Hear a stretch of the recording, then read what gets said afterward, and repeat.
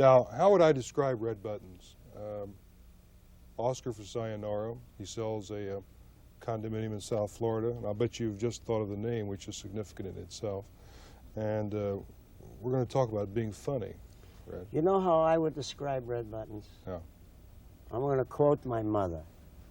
When I won the Academy Award for Sayonara, she was interviewed by a newspaper, and they said to her, Mrs. Buttons, tell us in your own words, why do you think your son deserved to win the Academy Award? And you know what my mother said? No. Because he's a good boy. That's the way I would describe You're a good boy. And now, if you won't bother me for a few minutes, I'm going to grab a nap, Joe. So you talk and just let me know. I'll ask a series of questions. You can nod or pat your foot, yes or no. One is yes, two is no. Now, where did you learn to be a funny person? You don't learn to be a funny person. You are either funny or you're not funny. You really believe that? I absolutely believe it. There's no, you don't learn. You can't say to somebody, I'm going to teach you how to be funny. You know what I'm saying? Well, I do, I but mean, let's it doesn't work that way. Yeah. You either are or you're not. That's true, because I know funny people who aren't in show business who just say funny things. They think funny. That's right. And they're accountants or That's right, but it lawyers. doesn't necessarily mean that they have to be in show business. Now, That's my right. brother's a very funny man. He's in the hardware business. Really? Anybody that comes in and get a sack of nails, they're on the floor with my brother.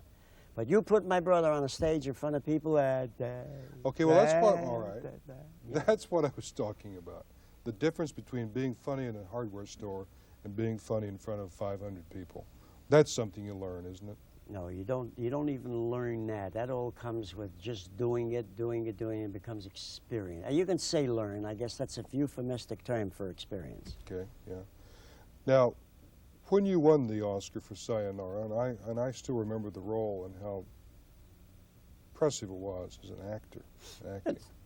Were you surprised that, that you were that good an actor? You mean in Sayonara? Yeah. I can't help it. I cry every time I think of it because I never got another picture like it. That's what makes me cry. Why not? Oh, they don't make them like that anymore. I mean, how many times can you kill yourself in Japan? It's one shot and out. Good Samurai Hotel or something, I guess. The Hilton Samurai. Who did you get your humor from? Your mother, father, both? Both. My father in a raucous kind of a way, and my mother very subtle. My mother had a very wry sense of humor. And I was fortunate, too, when I was growing up. I was influenced by some great performers, by the Chaplins and people like Jolson and Eddie Cantor, and, you know, watching pros like that, watching the real biggies. Mm-hmm. A lot of it rubbed off somewhere along the line, you know. I got a little here and a little there, and took whatever I was and put it all together, and it came out, I pay the rent. I mean, that's all I can tell you. I don't think anybody can get too technical about this business, Joe. I really mean that. I don't think you can analyze it. I just don't. Well, it's interesting. We had a false start a few minutes ago, and when the camera stopped, Red said, that's boring. It's boring to talk about that. And I guess it is from your perspective, but from the 500,000 people watching, it's not, because you have they half really... a million people watching this show? Yeah. Have you taken a toll lately? I mean, of how many people? Oh, yeah, that's the latest ratings. Really? Mm-hmm.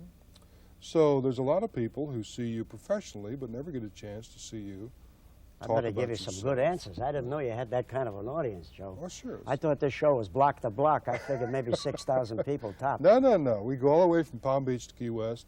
We're the most successful show You're like kidding. in America.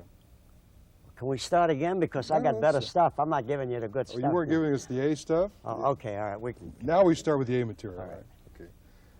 I once asked somebody to be funny, and they were insulted, and so I won't ask you to be funny because that's such a brutal thing to do.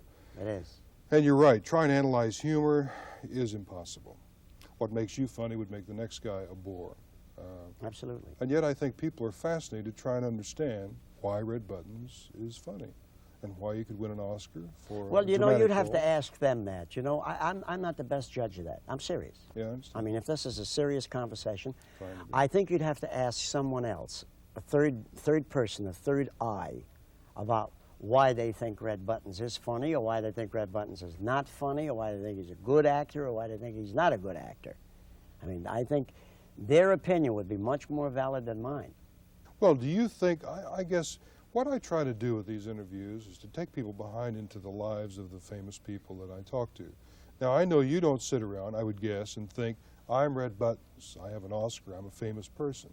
You live the life like the rest of That's us the live. farthest thing I do with my life and myself. That, to me, would be the greatest, not only being a bore about it, but really being egomaniacal, I mean, about it. My God, who sits around and says, I'm Gregory Peck, you know, who does that? Well, I think people have a suspicion that some famous people do.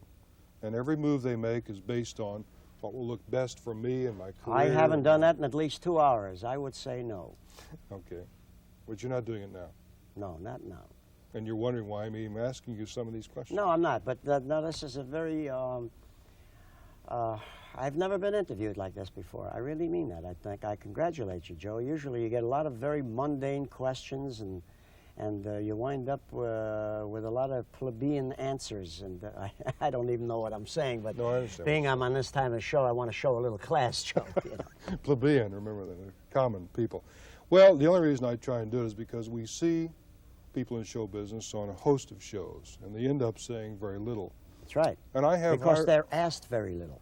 True. Now, I've always tried to analyze why that is. Let's take you, for example. You have accomplished a lot in your life.